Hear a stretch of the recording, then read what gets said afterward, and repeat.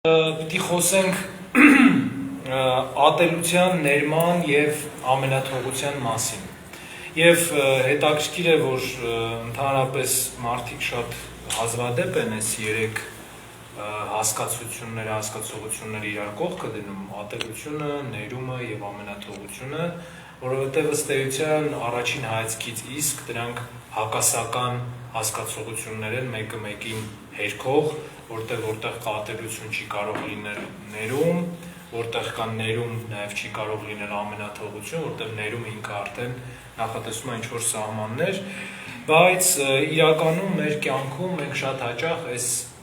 երեք բաները համադրում ենք իրար հետ կամ խառնում ենք իրար, ուրեմն նախ և առաջ պետք է մենք փորձենք հասկանալ, թե մարդու մեջ ընդհանրապես ատելությունը որտեղից է առաջանում։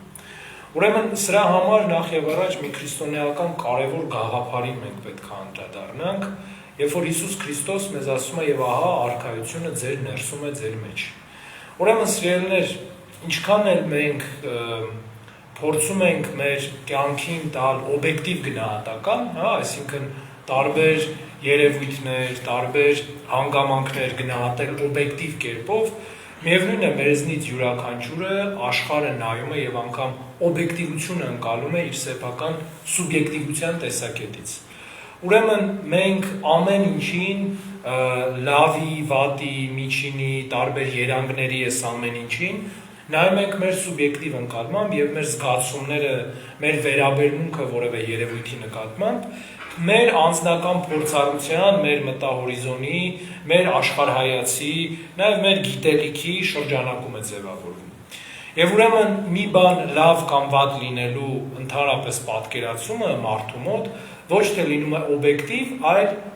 զուտ սուբյեկտիվ ընկալումով է լինում։ Որովհետև տեսեք ինչն է հետաքրքիր, բոլոր հանցագործները գրեթե եթե չունեն հոգեկան շեղումներ, օրինակ, չգիտեմ, չունեն շիզոֆրենիա ու դրա համար սերիական մարդասպանության չեն գնում եւ այլն, այն մարդիկ, ովքեր մարդասպանություն են գործել, գողություն են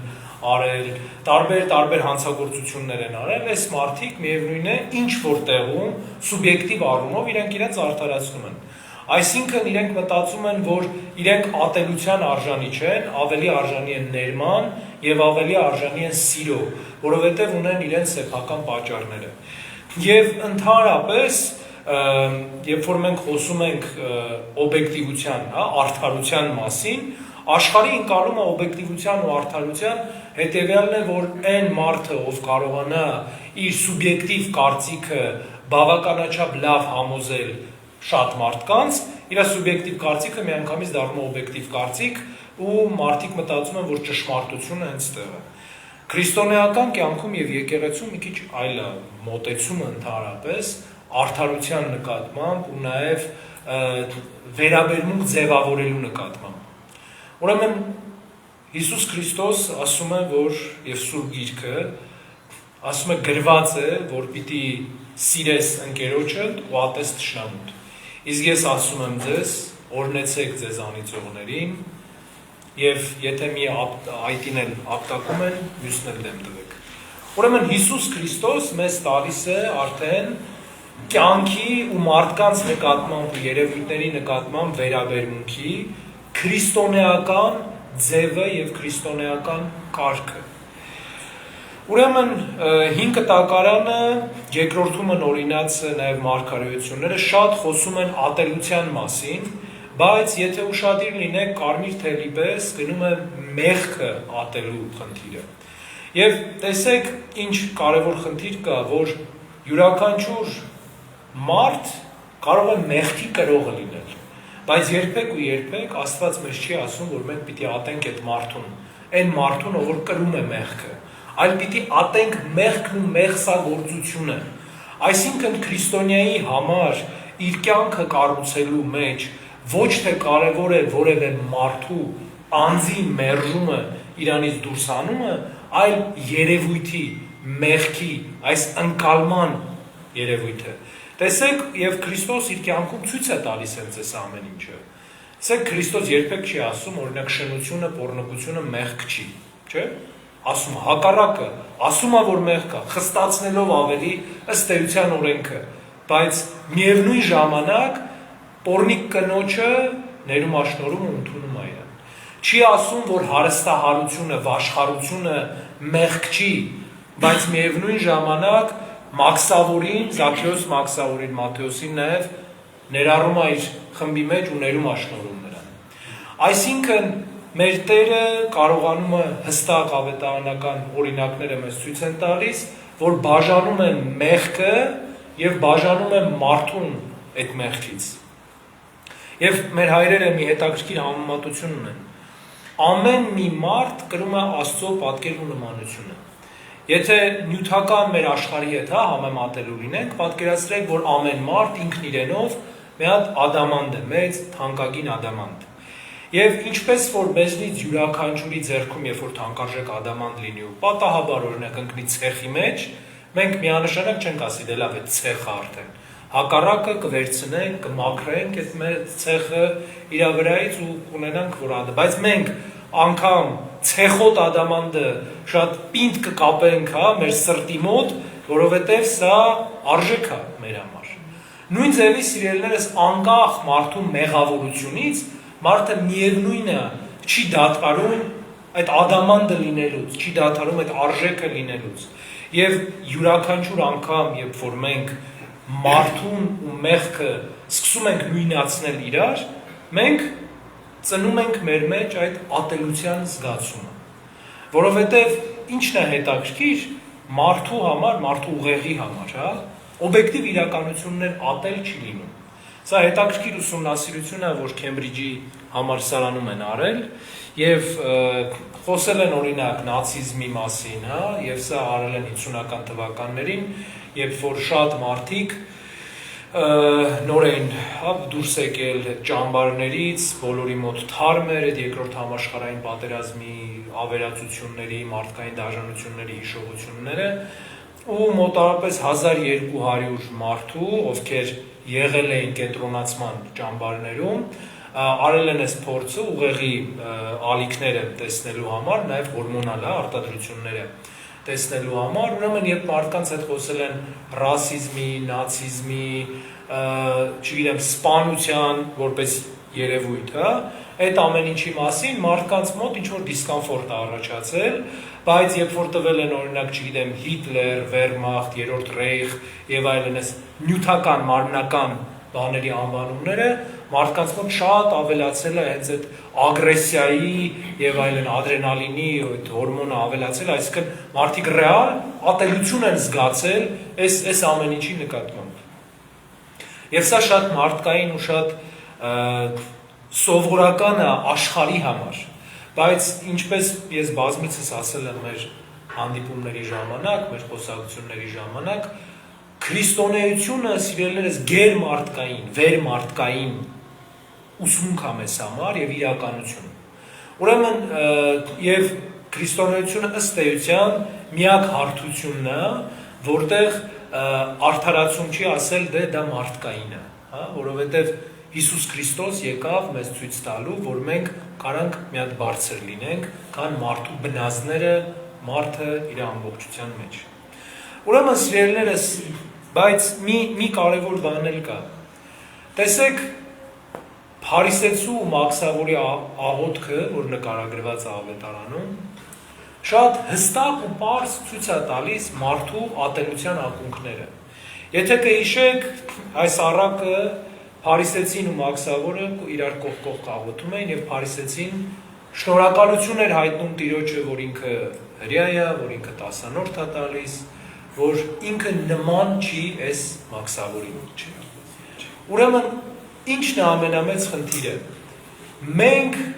ատում ենք դիմացի մարդկանց մեջ այն, ինչի հատվածությունը մենք ինքներս ունենք։ Եթե մենք հակվածություն ունենք, մեր այն ամենացածր ենթագիտակցական մակարդակի մեջ, եթե մենք ընկալում ենք, որ մենք հակվածություն ունենք այս կամ այն մեղքի, դիմացինի մեջ սա տեսնելով եւ տեսնելով, որ ինքը արտահայտում է այս ամեն ինչը, մենք միանգամից ավելի մեծ ատելություն ենք սկսում նկատել նրա նկատմամբ։ Ինչու՞։ որովհետև ինչպես հիշում եք մեր խոսակցության սկզբում ես ասացի, մենք ամբողջ աշխարհը չափում ենք մեր շարավով։ Ինչքան էլ հեռու լինի մեզնից այդ շարավիղը, միևնույն է ակունքը մենք ենք։ Եվ յուրաքանչյուր մարդու մենք նայում ենք սեփական հայացքի պրիզմայով, սեփական անձը վերլուծելով եւ մեր իսկ թերությունները տեսնելով։ Եվ ինչի ատելությունը վերջի վերջո վախի արտահայտումներից մեկն է։ Եվ երբ որ մենք դիմացինի մեջ տեսնում ենք այդ երևույթները, մենք վախենում ենք, որ մենք էլ դա կարող ենք ունենալ։ Եվ այս վախը մեր մեջ պայքար, կռիվ է առաջացնում այդ մարդու կամ մարդկանց խմբի դեմ, ու մենք ատում ենք։ Բայց հետո մեր ենթագիտակցությունը շատ հետաքրքիր, մարդու գիտակցությունը ընդհանրապես շատ հետաքրքիր է կառուցված։ Մենք չենք կարողանում երկար ժամանակ, մենք չենք կարողանում ընկալել սա, որ մենք երբ որ ատում ենք դիմացինին, մենք իրականում մեր մեջ այդ դիմացինի գիծն ենք ատում։ Եվ մենք սկսում է մեր ուղեղը, սկսում է արդարացում եւ արդարություն ման գալ, թե ինչի ենք մենք իրան ատում։ Եվ մենք միանշանակ այդ ժամանակ հագնում ենք մեր շատ սիրելի այդ դատավորի թիկնոցը եւ սկսում ենք դատել այդ մարդուն, որ ինքը այսեն ծարեց, ինքը այնեն ծարեց, ինքը այս խնդիր ուներ, այն խնդիր ուներ, այն խնդիր ուներ եւ ըստ էության արդարացնում ենք այն, ինչը ի սկզբանե յուրաքանչյուր մարդ, որ ասում է, որ ինքը քրիստոնյա է, նաեւ ասում է, որ այդ պիտի չլինի եւ սա արդարացում չունի, ատելություն է։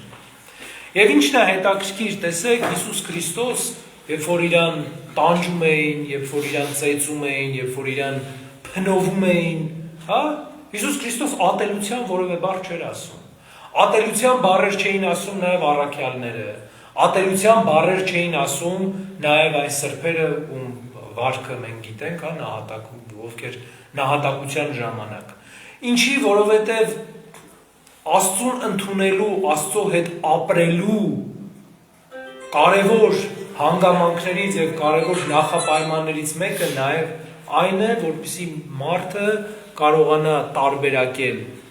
մեղքը մարդուց եւ մեղքը ու մարդը երբեք չնույնացնի իրար հետ, որովհետեւ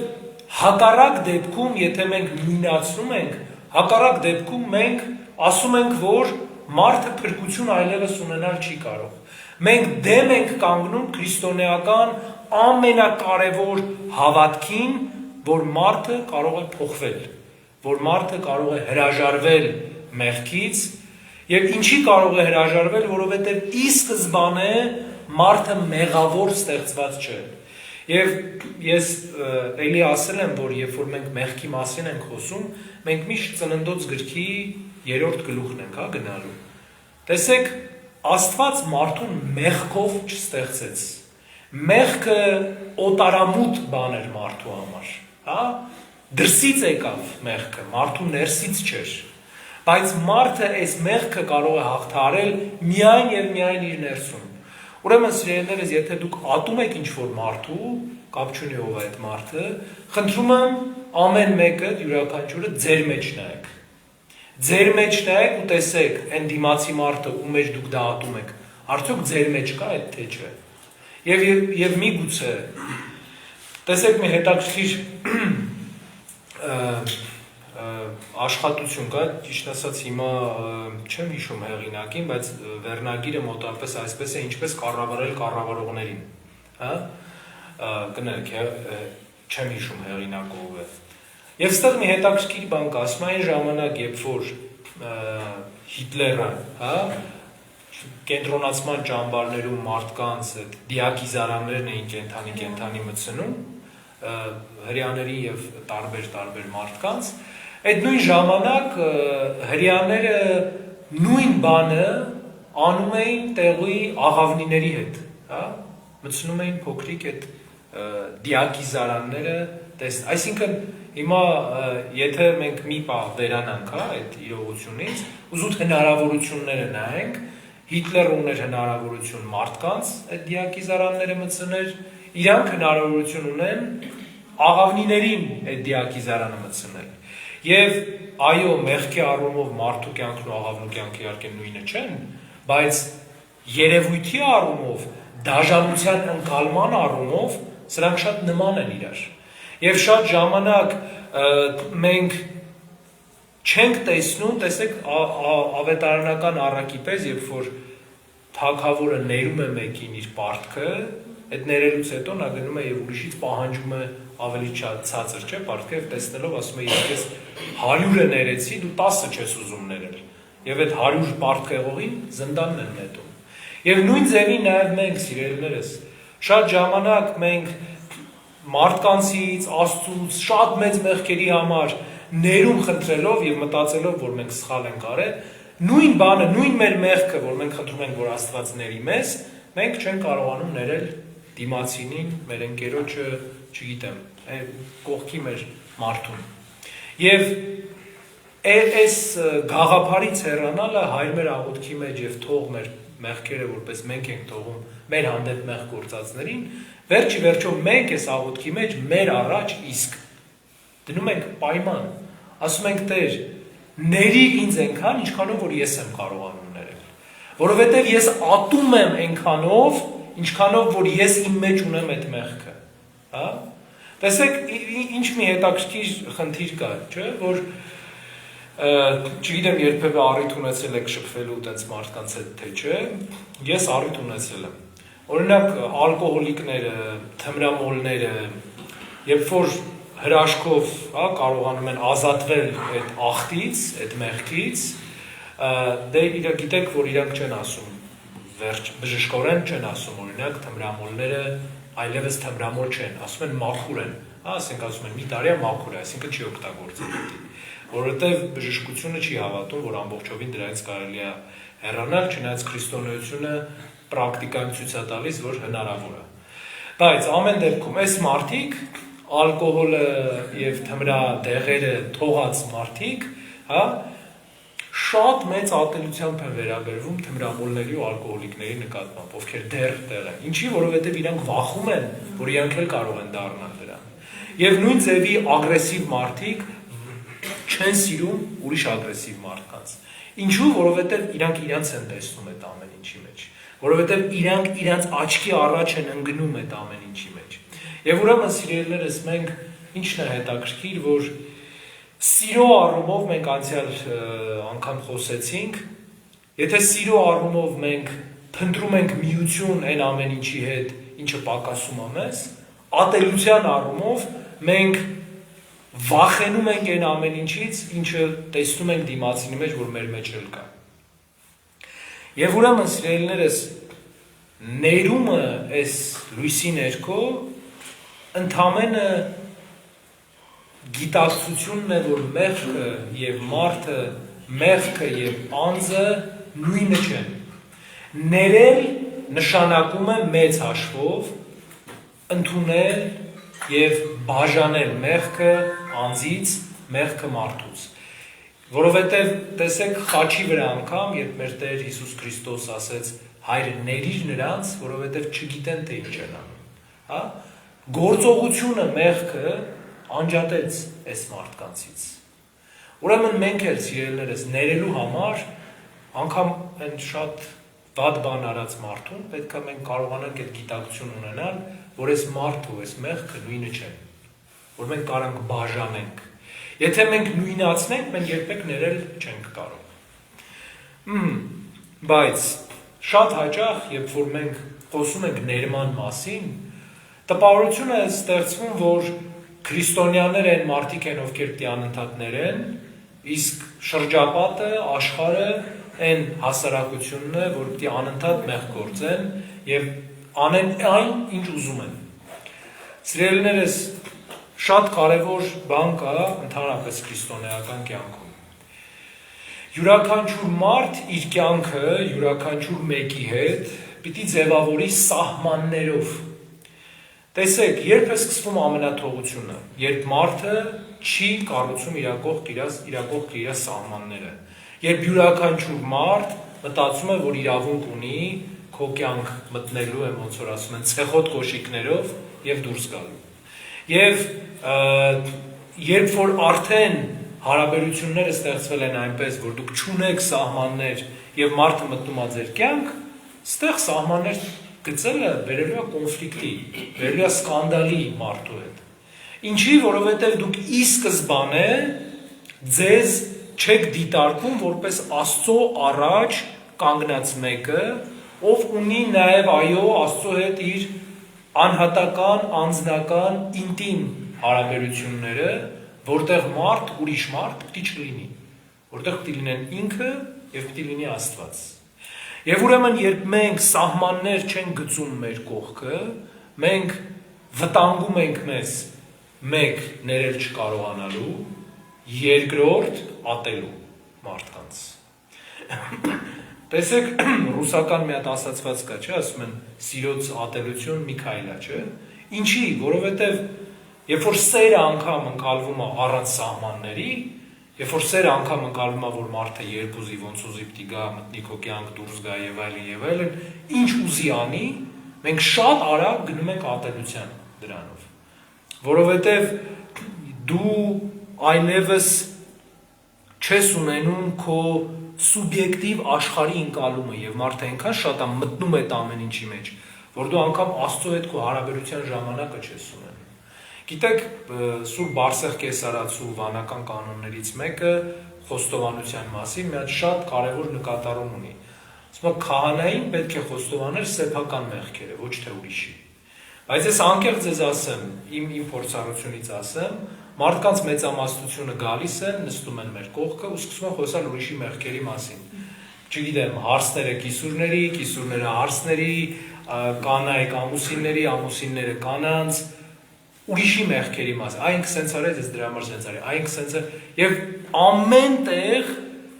ինչից է, որովհետև մարդիկ չեն գծել իրենց պատասխանատվության սահմանը, չեն գծել իրենց կյանքի սահմանը և բոլորը մտածեն տեղ, բոլորը, ու չես կարողանում տարբերել ես մարդը ով է, վերջի վերջո։ Ուրեմն սիրելիներս, ընդհանրապես հասարակական կյանքը, համայնքի շփումը, ընտանիքի շփումը ամուր, առողջ եւ ստացված է լինում միայն այն ժամանակ, երբ որ այդ հասարակության յուրաքանչյուր անդամ, յուրաքանչյուր անձ ու անհատ ունի իր հստակ սահմանները եւ ոչ մեկ չի խախտում այդ սահմանները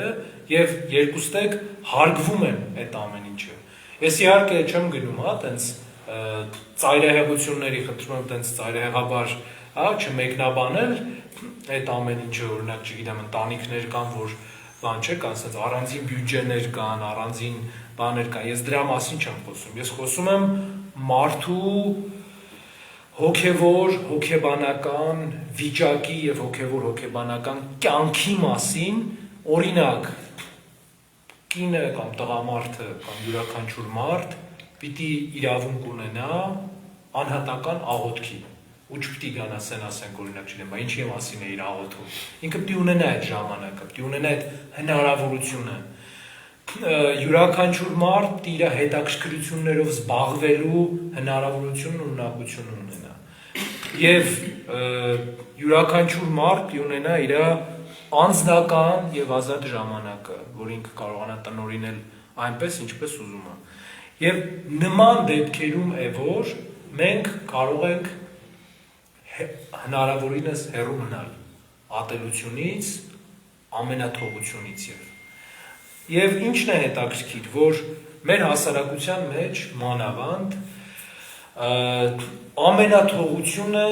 հոմանիշ է համարվում ջիգարի, հա, որտեղ ջիգար բառ կա, չէ, ջիգարի, ջերմության եւ այլն, եւ մարդիկ մտածում են, որ եթե դու սահմաններ ունես, նշանակում է դու ջերմ չես այդ մարդու հետ։ Բայց միևնույն ժամանակ ինչն է հետաքրքիր, որ այդ ամենաջերմ, ամենամտերիմ մարդիկ մեկ էլ միանգամից նենց են կռվում իր հետ, որ երբեք չեն խոսում, ինչի համար, որովհետև նախ այդ իրաց կյանքի ընթացքում բոլորը երկուսը մեկը մեկի մասին ամեն ինչ գիտեն, հա, ու դրանից եւ այնքան սերտ աճած են մեկը մեկի կյանքի մեջ, որ ուղղակի էլ չեն կարողանում իրար տանել այդ ամեն ինչի մեջ։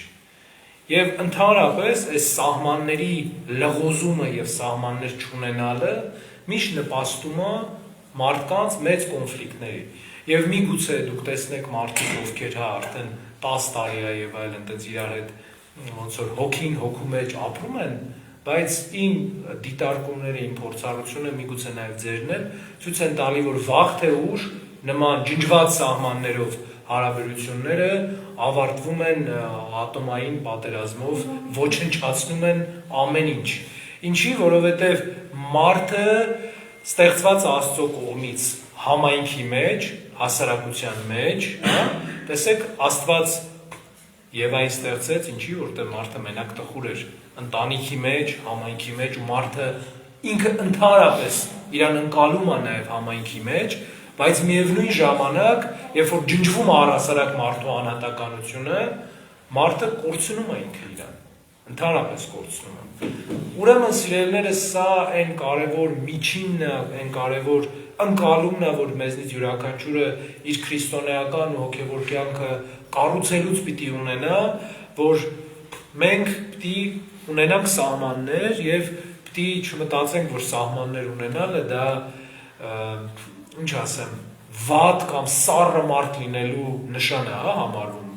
Անգամ ես իմ համոզումն է, որպես տարիներ շարունակ ամուսնացած մարդու, անգամ ամուսինների մեջ այո պետք է լինեն սահմաններ,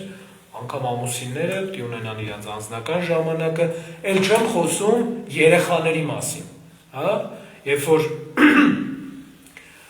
երեխաները չեն ունենում իրենց անձնական ժամանակը, սա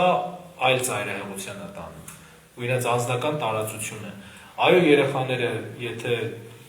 հնարավորությունը կա, ասենք ֆիզիկապես, օրինակ եթե ունեն իրենց սենյակը, այդ երեխաները այդ սենյակում պիտի ազատ լինեն, չգիտեմ, անելու ամեն ինչ, բայց միևնույն ժամանակ պատասխանատու լինեն այդ սենյակը մաքրելու, խնամելու եւ մնացած ամեն ինչ անելու։ Ուրեմն սիրելիներս, այս անձնական սահմանները մեզ տալիս է սիրո համար ամենակարևոր նաեւ պայմանը պատասխանատվությունը, որովհետեւ երբ որ մենք ջնջում ենք սահմանները, մենք ջնջում ենք նաեւ պատասխանատվությունը։ Եվ երբ որ չկա պատասխանատվություն, չկա նաեւ սեր։ Տեսեք, մեր ազգի մեջ շատ տարածված մի բան կա, չէ՞, երբ որ նոր կազմված զույգերը ապրում են իրենց, շարունակում են ապրել իրենց ծնողների հետ, եւ ըստ էության ծնողներն են հոգում այդ մարդկանց կենցաղային կարիքները, կոմունալներ եւ այլն, ու տղամարդը ու կինը ոչ մի պատասխանատվություն չեն զգում այդ իրենց ընտանիքի համար, հա, չեն մտածում, ասենք, որ, չգիտեմ, երեխես սոված է, կարող է մրսի եւ այլն։ Ու երբ որ վաղ թե ուշ բնականաբար այդ բաժանումը լինում է, եթե կոնֆլիկտով էլ չէ, բնական պատճառով, ասենք, չգիտեմ, ծնողները մահանում են եւ այլն, բաժանումը առանձնացումը անպայման լինում է, ու ինչին ենք մենք հանդիպում ենք անկարողության այդ զույգի 10 տարի, 15 տարի ամուսնացած զույգ, բայց չգիտի, թե ոնց կառավարել, կառուցել իր ընտանիքը։ Եվ սա էլ հենց այդ ամենաթողության, պատասխանատվության սահմանները ու անհատականությունը ջնջելու այստեղ հետևանքն է։ Ուրեմն սիրելիներս, ամփոփելով, ասենք,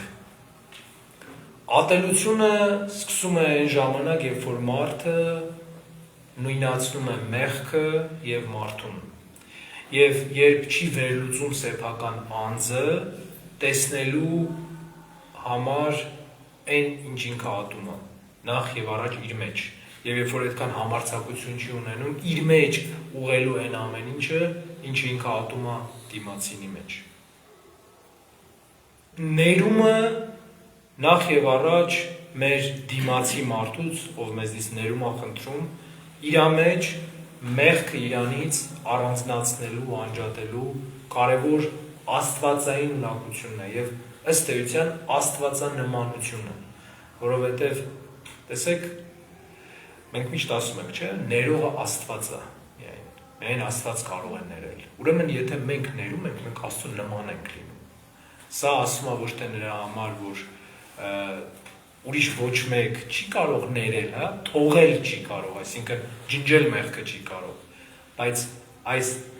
ինչի համար է մեր հայրերի կողմից սա հաճախ ասվում, որովհետև ներելով մենք Աստծուն նման ենք դառնում։ Նրան նման կարողանում ենք մարդուց մեղքը բաժանել։ Եվ երրորդ,